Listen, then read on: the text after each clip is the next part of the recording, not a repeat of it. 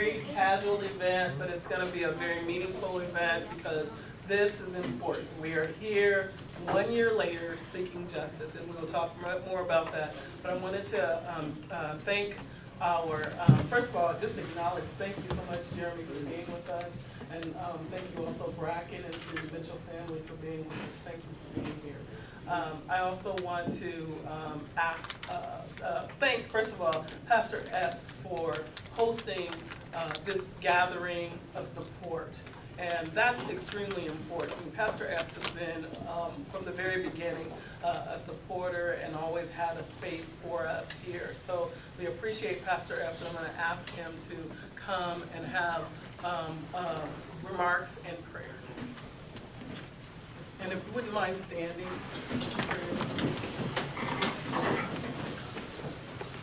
Since it's not Sunday morning, you won't have to work on me being alone with you. But we stand today to show our support for not only Jerime, but also the Mitchell family. Last year at this particular time, Jerime was not with us, but we honor that the Lord has brought you this far and that you are with us right now. And we're grateful that you don't look like what you've been through. We know that the process has been very tedious, been tough, but you come from good blood. And we're grateful for your support, the support of your wife and your mother and all of the family and friends that's praying for you, not only here in Cedar Rapids, but across this country. And so live on, my friend. You have so much to live for, and the best is yet to come. Let's bow our heads in a word of prayer. Father, indeed, we thank you for this moment that you've given to us to just say thank you for not only allowing us the privilege of opening our eyes to see another day, but also to see a husband, a father, a son, a friend, a brother, a confidant, a champion, one, God, who is among us, who last year we didn't know which way destiny was going to turn for him, but we thank you that you're God who delivers and you're God that heals. We pray right now, God, at this moment that you would touch each and every one of us, touch our hearts and our minds as we express support and solidarity for not only justice for Jerime, but justice for anyone within Cedar Rapids and also the state of Iowa. We're grateful and we're honored that you've given us this privilege on this day. And so we pray that you would give us this day our daily bread, give us what we need. It's in your name we pray. Amen. Amen. Hello, everybody. Hello. Thanks for being here. Yes, 1 year later, this is a situation that was unbelievable from the start. So first and foremost, I do want to thank everybody for being here. Danke is awesome to see you. Knowing Danke growing up, this is a guy who was always positive, always had a funny story. This is somebody that I was just very impressed with as a kid, somebody that I looked up to. My brother was and is very close friends with Danke. And so whether it be him just stopping by the house or seeing each other somewhere, this is somebody that I'm going to stop and speak to, somebody that I care about, somebody that I love. It wasn't the video that I needed to see to know that when I heard what happened, something wasn't right, something was off. After hearing about what happened, I was on the actual scene within hours. Even though I'm a year later, and it's very different from being somebody who's active in something and now actually running as a candidate. Without even seeing the video, it made me feel like he wasn't treated like somebody who was a part of our community. And being that I was born and raised here, somebody like that deserves the benefit of the doubt in that situation. And we can't base how we treat people on anything other than those incidents. And what I felt like when they were reporting what was happening was they were painting the incident to be a certain way. And all I'm asking is that this process really needs to be looked at, and community relations really need to be improved. This is a man who has a family that loves him deeply, friends, people in his community who care about him. And so at that time, I started to write articles. We started to go to Iowa City to Des Moines, trying to get as much light shed on this as possible. Because if we don't as a community decide when things like this happen, that we're gonna stand up for each other, then these things will continue to happen. And what I pray is that this never happens again. It is so exciting that he's here with us today, doing all those things before and not knowing what was gonna happen. And as he said, he has so much to look forward to. That's how I want you to feel, regardless. We as a community need to start coming together in moments like this and saying, hey, we care about each other, we're invested in this community, what's going on? And to be kind of half telling what's happening, or only giving bits and pieces of information is not fair to anyone. And I think that process really needs to be looked at. And so when I come here today, I really do appreciate everybody coming out. It is important that we do this more often, and not just in situations like this, where someone's life is changed forever. We've got to find a way to be communicate with each other without walls up, and start saying, hey, this is what I really want for our community, regardless of if you like it or not, and being able to have that discussion. And that's exactly why I decided to run. And I won't go too deep into that because this isn't necessarily the place, but that's what brought me here today, and that's what made me stand up to do that. As a person in this community, I'm saying, I'm not doing enough. I'm not doing enough. I've got to get out there for the everyday people and say, hey, I'll do this, I'll stand for you, you got to stand with me. And we've got to stand for Danke. That's what this is about. And so, regardless of what happens on November 7th, I'm with him, regardless. I support him. I support what I believe to be right, and that situation wasn't handled correctly. And we can do better, and we should be doing better. So I really, really thank every one of you guys for coming out. I don't know if there's anybody else that's going to be speaking, but this is truly a pleasure, because a year later, we have something to look forward to. Right. We, as a community, we can start to build on this, and I really thank all of you for being here.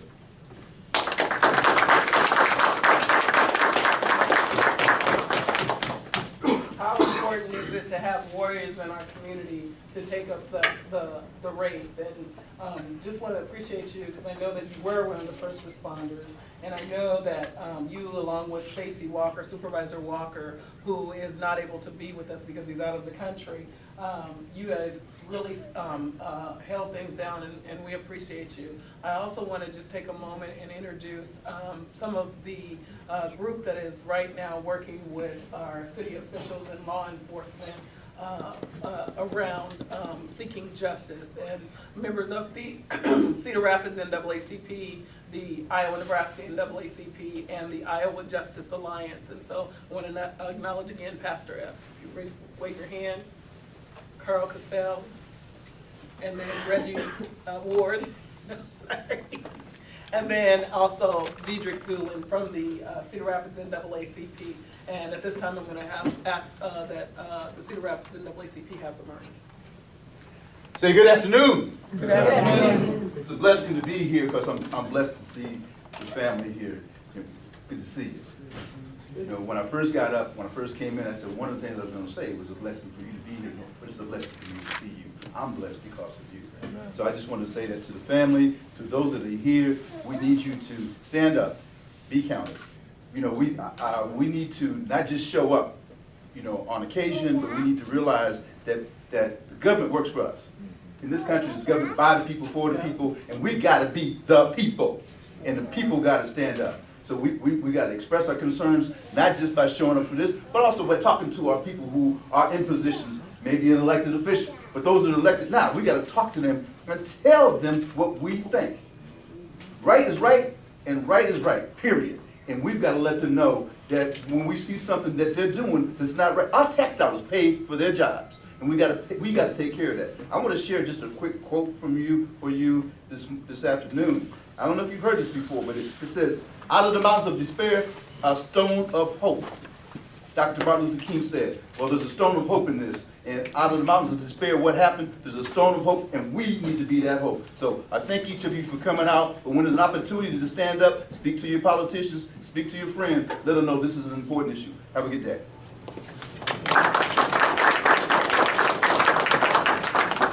So a lot of things have come out of this situation. And I just also want to bring to the podium another member of the Iowa Justice Alliance and the NAACP talks. His name is Jason Robinson. And I also see Anthony Arrington in the back, and there's another member who is a part of these negotiations and mediation talks. And these members are important. I just want to acknowledge the opportunity that has come, that this situation has allowed people to stand up and decide to move forward and to seek justice. And I just want to have a few words from a gentleman that this situation transformed his life. And he has been with us every other week we're meeting, so he's been with us and speaking on behalf of justice. So Jason Robinson.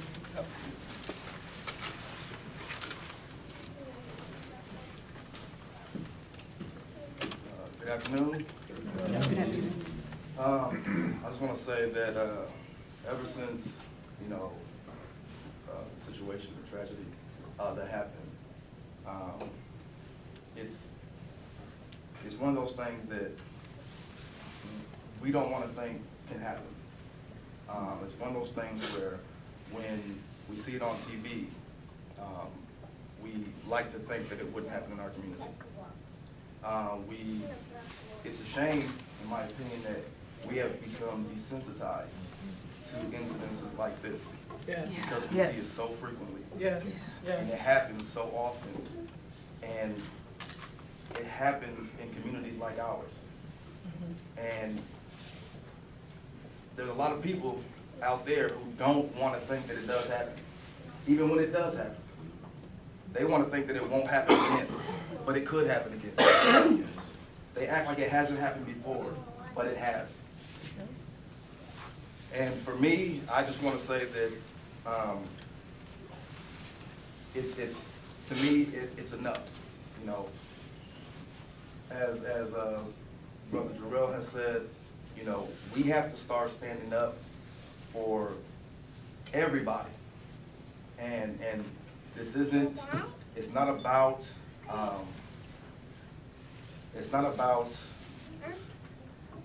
it's about community, is what it's about.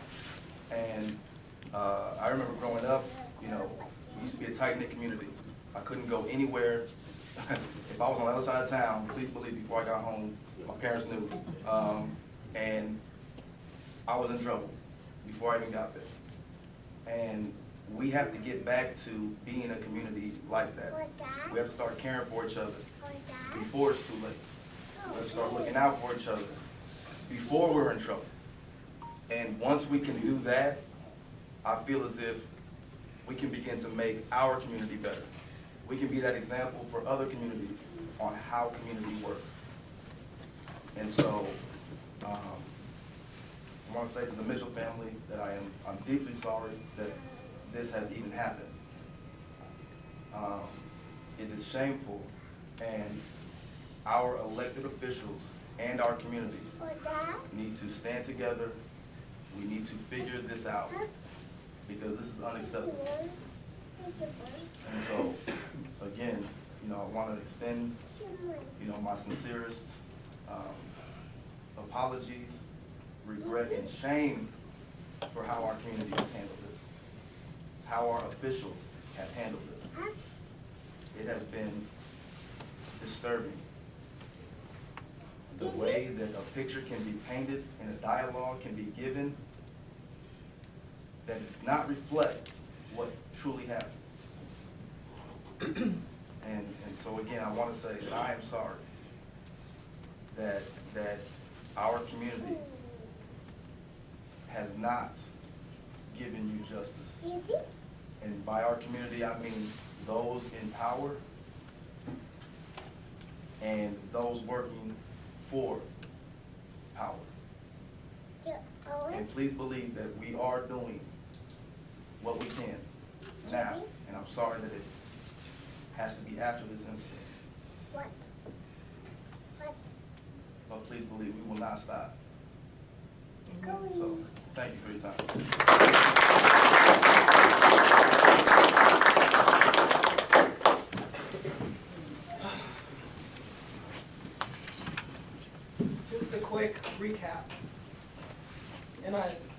imagine that I'm not gonna catch every point, but just wanted to take a look at the journey that we've been on for the last year. And I know that Jerime, the journey is different for everyone, and we appreciate the journey that you have been on. We appreciate the journey that Bracken and Miss Mitchell and the Mitchell family has been on. And this journey is important. And so when I think about the shooting, when Officer Lucas Jones shot Jerime Mitchell, it was the shot heard around Iowa. It was the shot heard around the nation.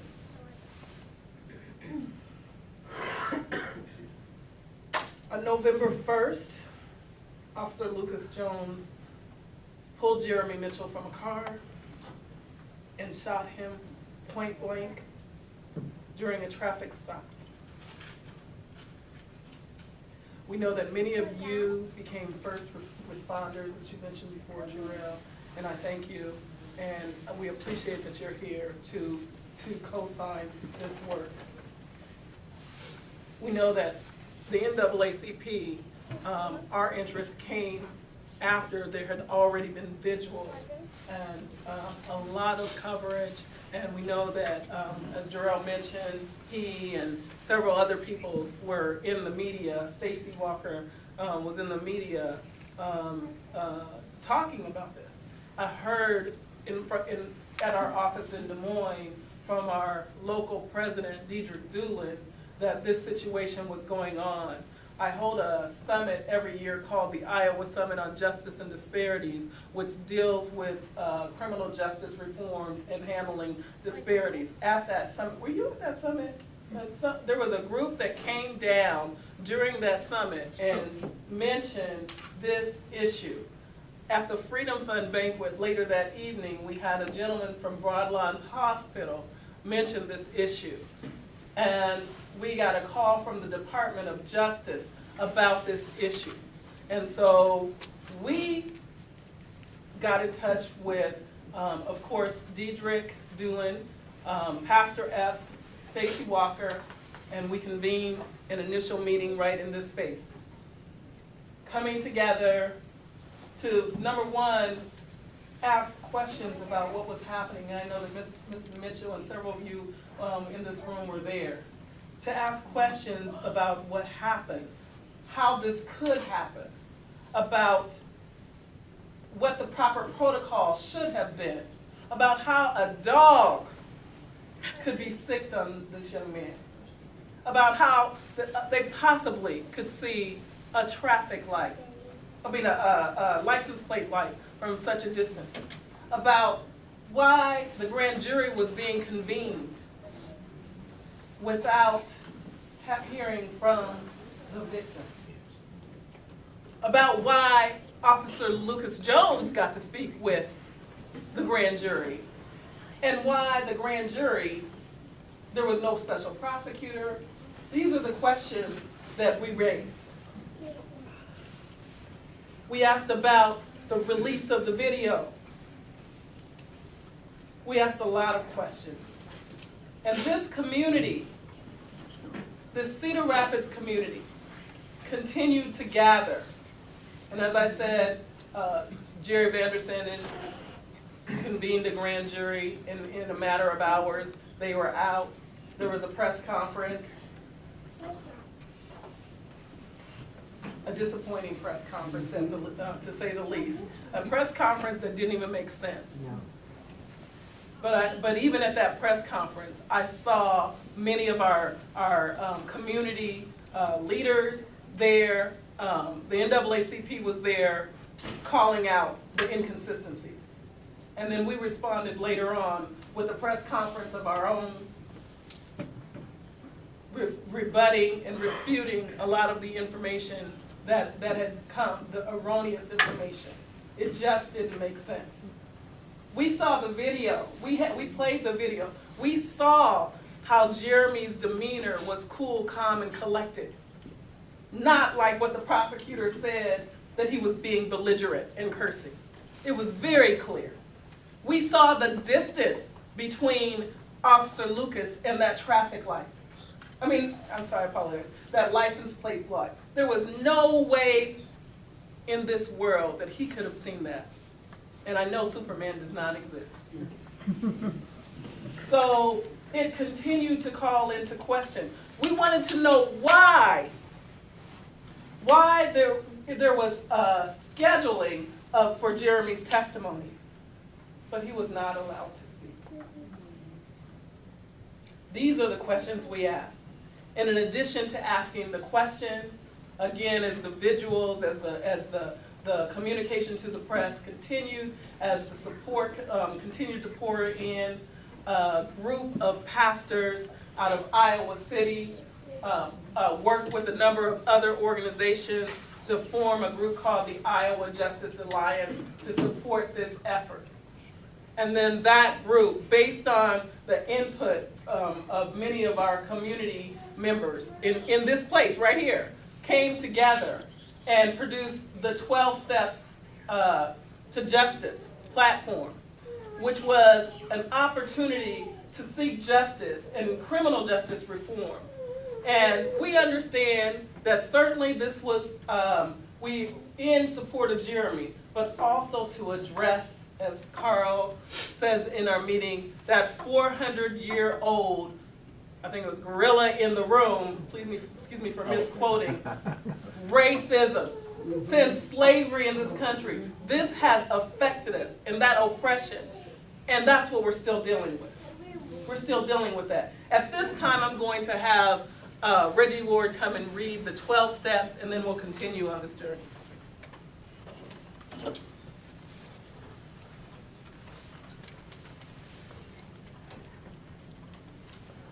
All right, again, I'd say thank you to the Mitchell family being here.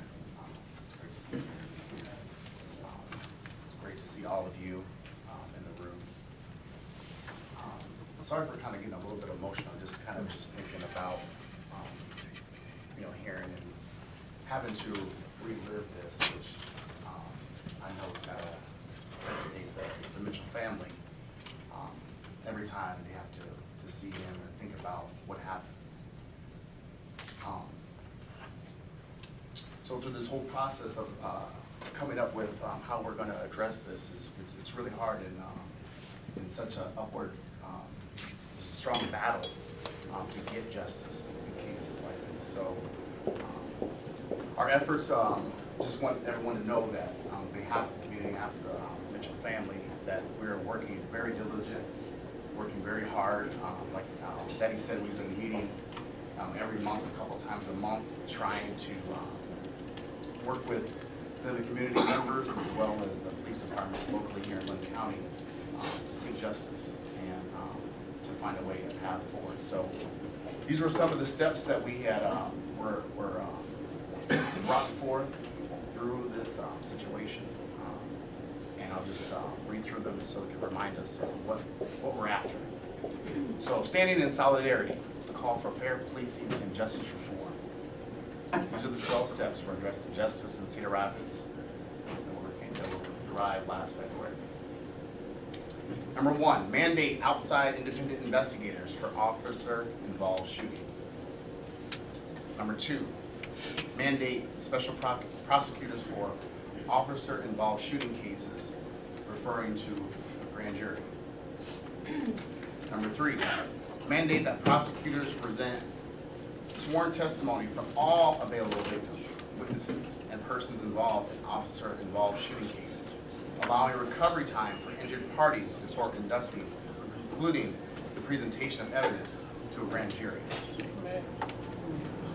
Number 4, institute a racial profiling policy that mirrors the Iowa NAACP proposed legislation and that bans discriminatory pretextual stops. Number 5, implement a citizen review board modeled after Iowa City. Number 6, require mandatory checks to confirm officers' audio and video recording equipment is operable before a shift, and discipline any officer who fails to turn on his or her equipment during traffic stops or other police detainment. Number 7, publish the agency's use of force policy and racial profiling policy. Number 8, require yearly police officer training in diversity, implicit bias, and use of de-escalation tactics. Number 9, the county attorney and chief of police should personally meet with the Mitchell family to answer their questions about what happened on November 1st of 2016 and ensure in the ensuing grand jury process. Number 10, law enforcement professionals and city officials should work with members of the community and representatives of the United States Justice Department to develop and implement a memorandum of understanding around community policing strategy. Number 11, mandate for the hiring of more diverse law enforcement officers, making assertive efforts to promote open police department positions in diverse communities, including churches and social organizations, and include guidance and supports for getting through the hiring process. And the last step, number 12, require law enforcement officers to live in the communities in which they police. Again, these are the steps that we're working on behalf of Jerime and the Mitchell family, the rest of this community. It's the only way we're going to have to do is continue to work hard together to force, like Dietrich said, we have to make our elected officials accountable to the processes that they follow. Thank you.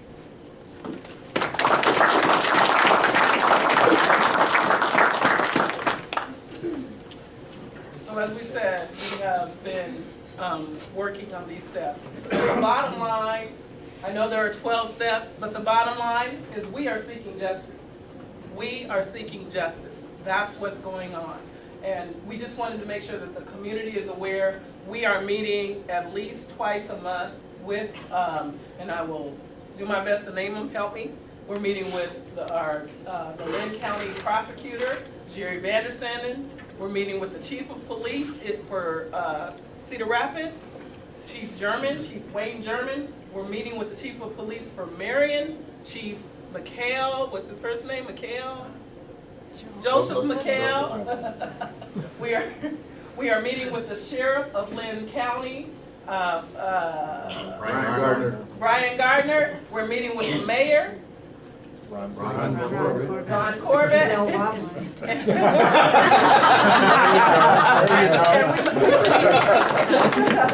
We definitely would extend that invitation. And we are also meeting with representatives of the U.S. District Attorney's Office, Pete Deegan, and Dan Berry. So officials in this area responsible for criminal justice reform.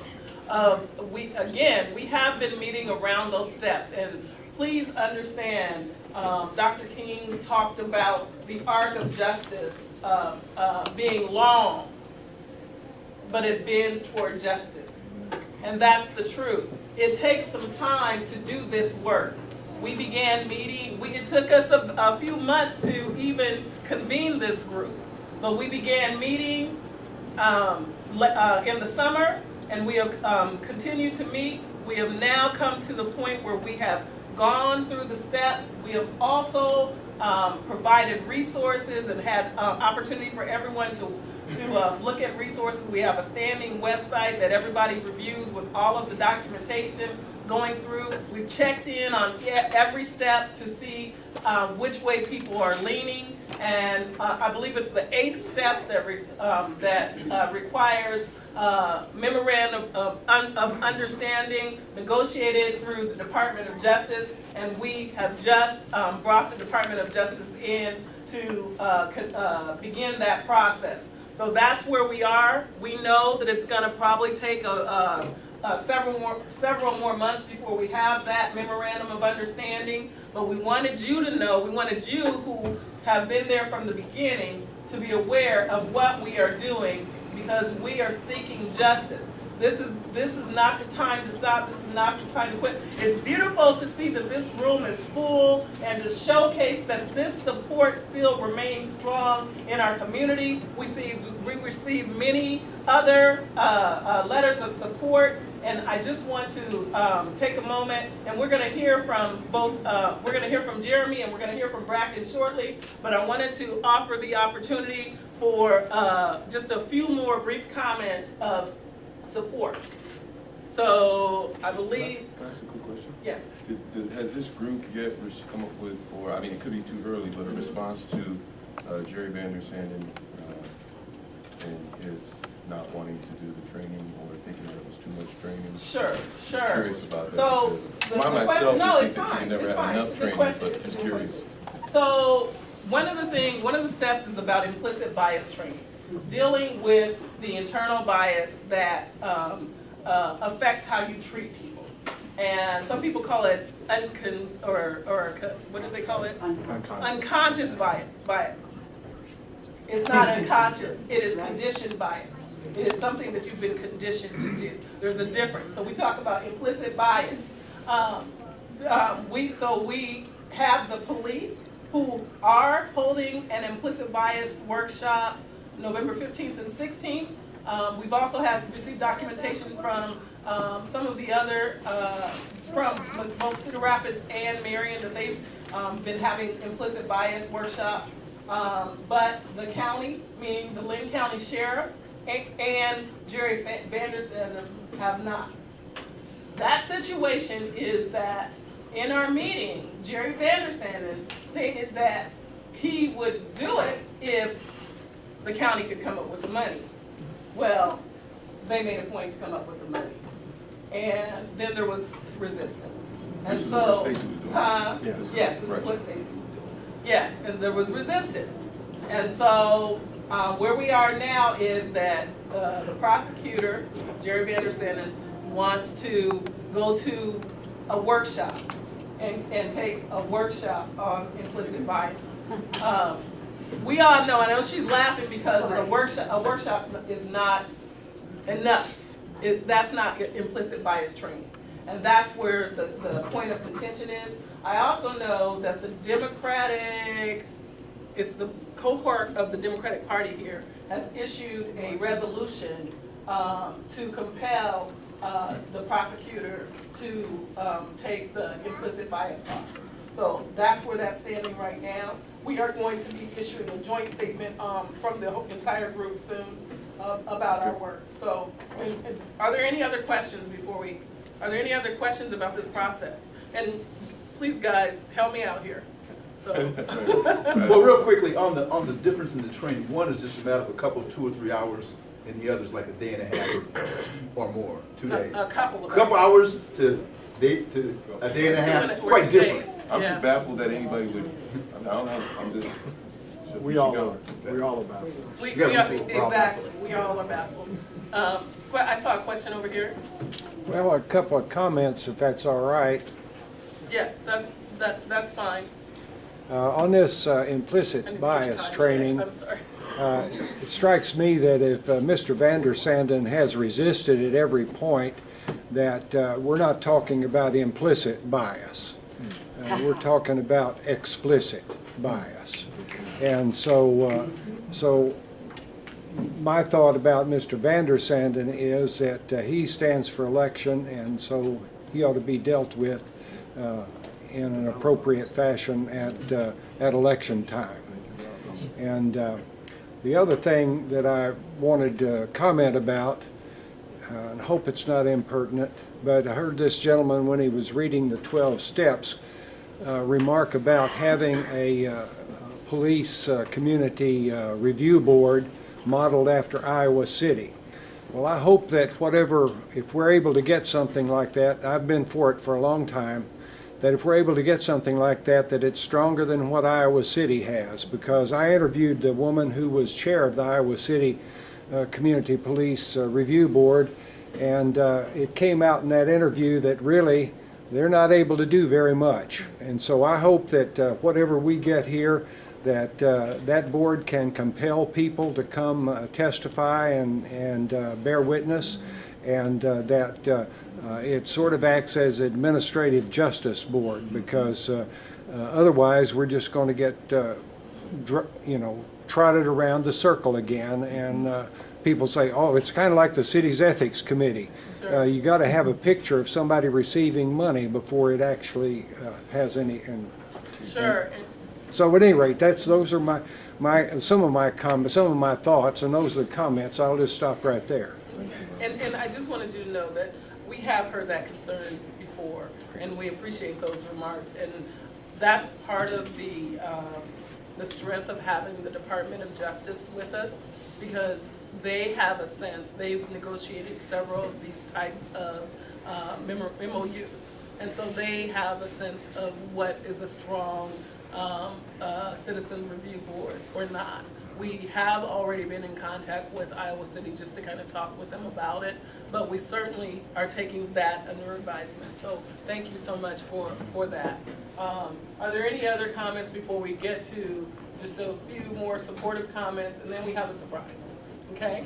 Eileen, did you want to come forward? Any other questions? We have a deadline. We have to be out of here so that Jeremy can get back to us.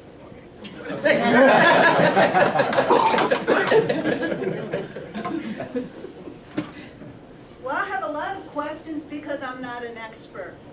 I'm not an expert on how to make society just. I'm not an expert on legal issues and policing and all of these things. But I'm here because this is too important to just wait around until we're experts or perfect or perfectly qualified or feel powerful enough. I'm here to support the work that has to be done. And I didn't know what to do, so I started a group. We're called Positive Words and Actions, and we're learning as we go. That's one of the things you do when you support change, when you support society getting better.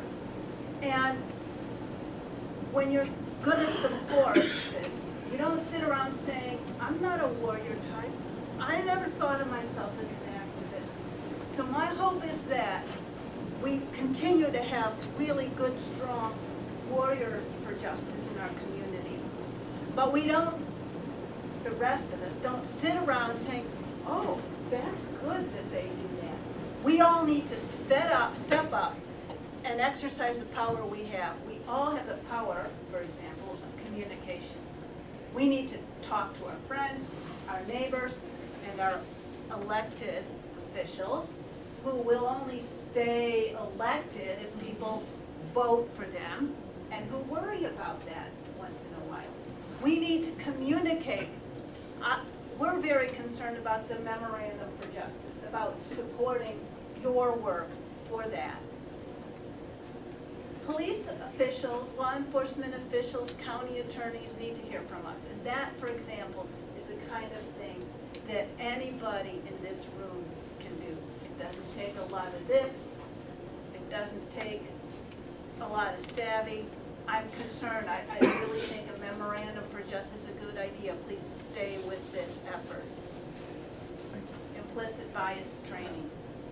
You know, we don't have to be perfect to support that. I'm a substitute teacher. I get fired at the end of every day, and I keep coming back. Not only that, I face issues about authority, power, and implicit bias every day. Am I perfect? No. Somebody wants to offer me implicit bias training, I'll take it. You know, none of us has to be too good for that. And none of us should shy away from asking our county attorney to go attend some implicit bias training. You know, we might think he's good or not good. We don't have to always state that, but we can say none of us is too good. You can get even better. I would like to get even better. Those are, you know, I could talk for a long time, but there are other really good people who have things to say. But those are a few examples. It doesn't matter what race, it doesn't matter what gender, it doesn't matter how much money you have or don't have. we all got to stand up together and support each other in this community. Thank you so much, Eileen. Just so you know, we got an email from Eileen, and she's working with immigrants' rights, and she just kind of characterized this as immigrants' right is the same fight as the racial justice right. So we just wanted to appreciate her for being here. At this time, we would like to hear from Bracken and Jerime. I'm not sure which order you guys want to go in, but.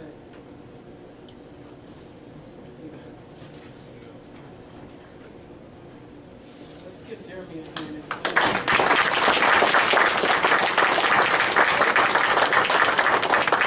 Thank you, Lord. Thank you, Lord. Thank you, Lord.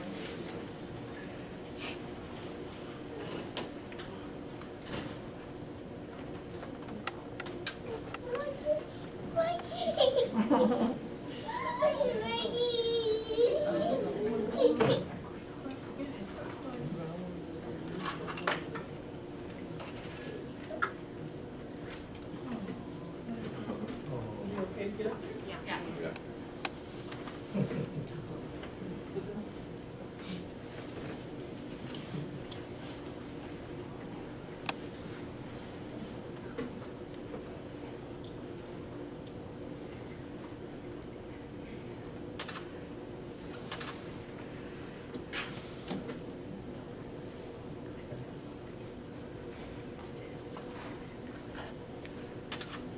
I want to thank each and every one of you for coming out and lending your support to our family, your prayers, your kind words, your thoughts of sharing and understanding regarding the situation that has taken place with our family and my son and his wife Bracken. Each day it's a hard struggle because you always relive that same incident.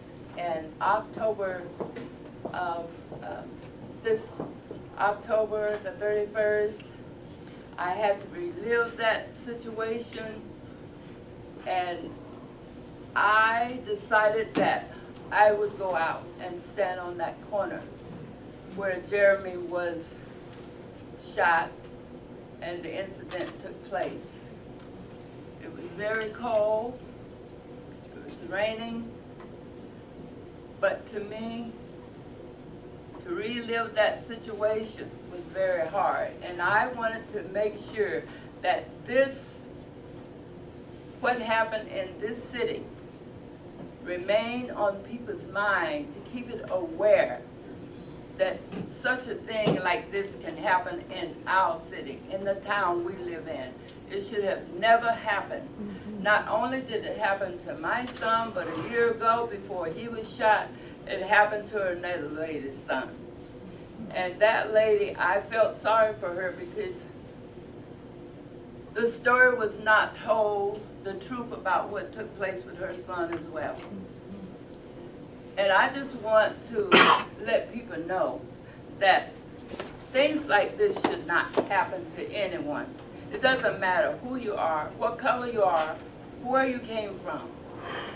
And another thing, when you have leaders in your community, people that you supposed to put trust in to protect you and look out for you, they're doing things that they're trying to arrest other people for doing, and they're doing it themselves. And it's not right. And when you have your eyes are seeing what's happening, and you still come up with a non-guilty verdict for a person that's doing it. And you know, it doesn't make sense. The questions that I also have is, why did the county attorney rush so quickly to get a grand jury and have them make a statement, a press conference statement? Who were on this grand jury? Were there any other nationalities on this grand jury? Were there any blacks or any other races on this grand jury?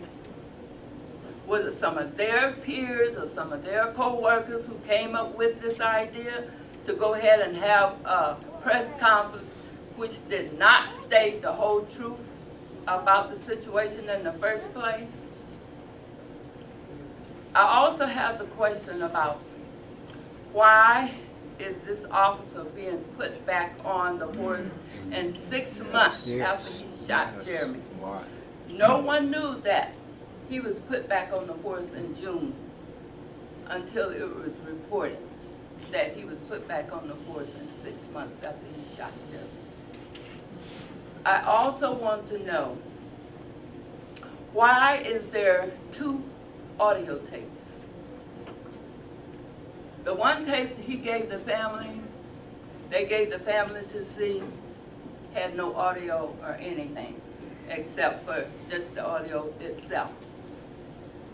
When he made a press conference statement, he stated himself, there is no audio, there is no sound for this audio.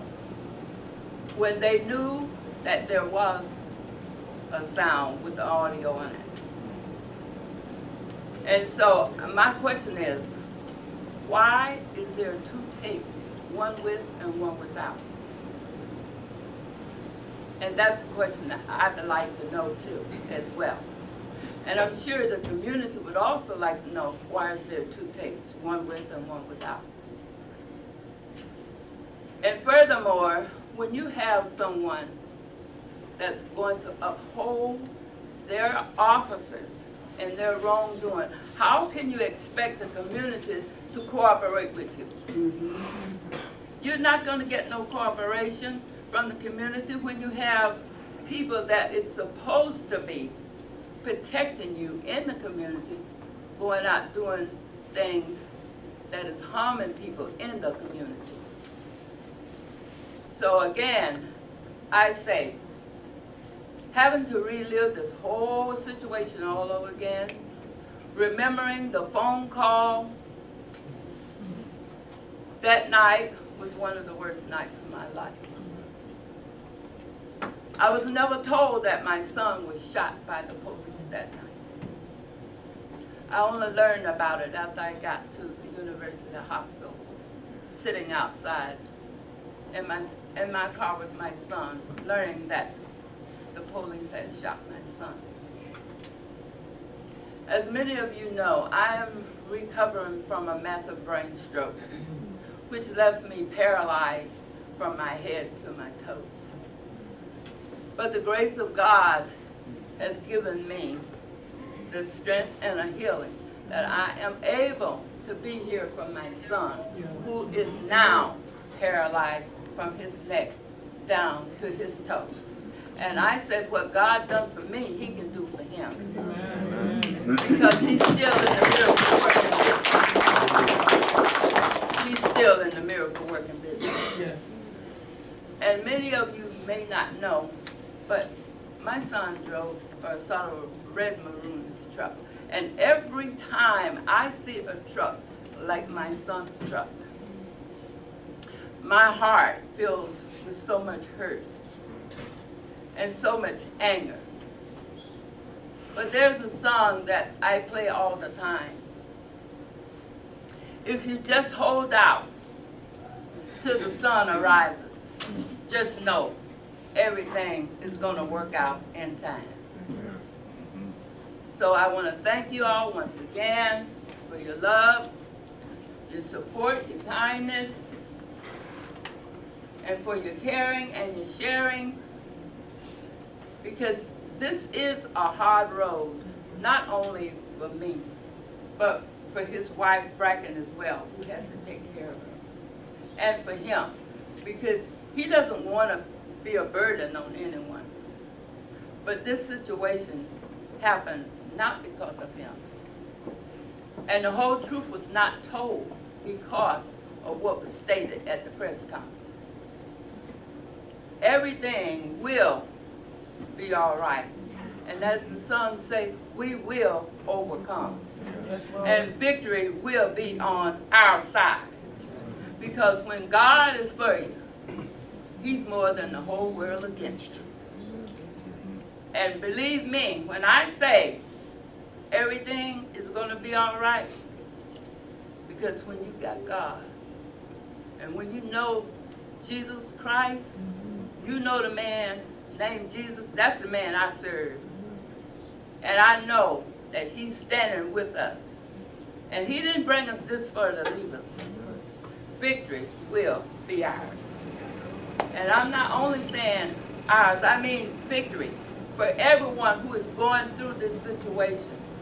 Not only for my family, but there are a lot of other families out there who has went through the same identical thing. And no justice was served because you have people saying they're not guilty, but when your eyes can see right there in front of you and then you still come up with that, something is wrong with the justice in this country. And we as a people, we can't just talk about doing change. We have to get out there and be the change. So again, I want to thank each and every one of you.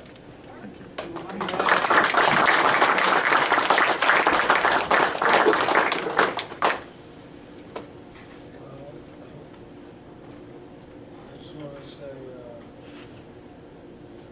thanks everybody for coming out. And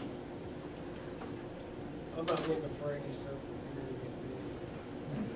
anything. I'm just wanting the truth to come Yes. and get justice and be able to tell my side to the jury. And I'll get my chance to do that. And I just want to thank everybody for coming out again. And sorry for competing with your Iowa and Iowa State. Stop. This is it.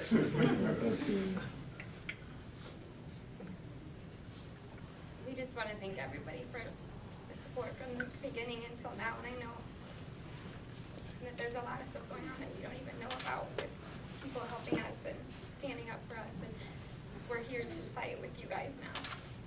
And we're thankful that He's here too. Thank God He's alive. Thank God He's alive. That's right. The devil thought he was going to take his life away, but what the devil didn't know, who held his life in their hand, which was Jesus Christ. And He's here with us today by the grace of God. All right, well, before we go, I did want to let everyone know this is a year of acknowledgement and acknowledge the journey that we are on. We will continue to fight. We will continue to seek justice. We are appreciative that Jerime is here with us. And this event not only signifies, or this time of the year not only signifies this 1 year, but it also signifies Jerime's birthday. Jerime is having a birthday on November 10th. And so we want to wish him a happy birthday. And we want to just say happy birthday.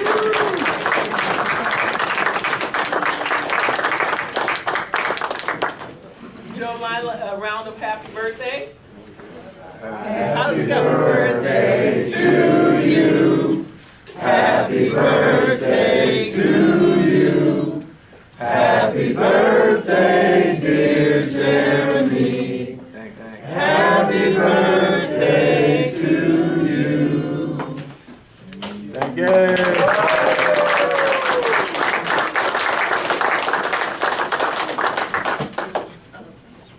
So, Thank you. awesome, says thank you. Thank you all for coming. We are here, if I could ask the members of our NAACP and Iowa Justice Alliance to just stand. I want to make sure that everyone is aware. These are people that you can talk to. If there are any questions right now, I just want to say, I know people are silent in the room, but hey y'all, thank you for your support. This is so important, and please help us keep this up. We've got to continue to seek justice. If you don't mind standing and just repeating with me, stand up, rise up, rise up. And it's just simply this: we seek justice. Yes. We seek justice.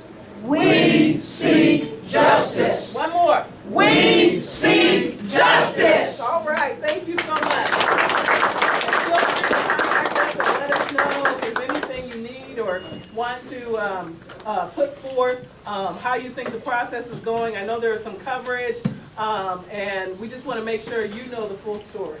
So we are all here and all easily found in the community. So thank you. Thank you. Thank you.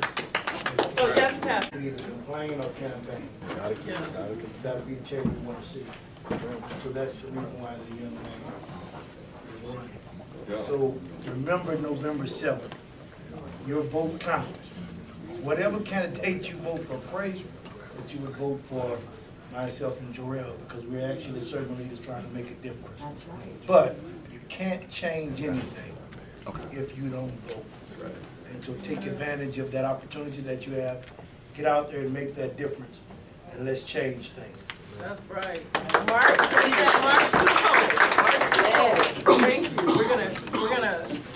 This best food, Father, we thank you for this food and this fellowship. Best food that's been prepared for nourishing our bodies. It's in your name we pray. Amen. Amen. Amen. Thanks, everybody. Thanks, everybody. Just FYI, there are some.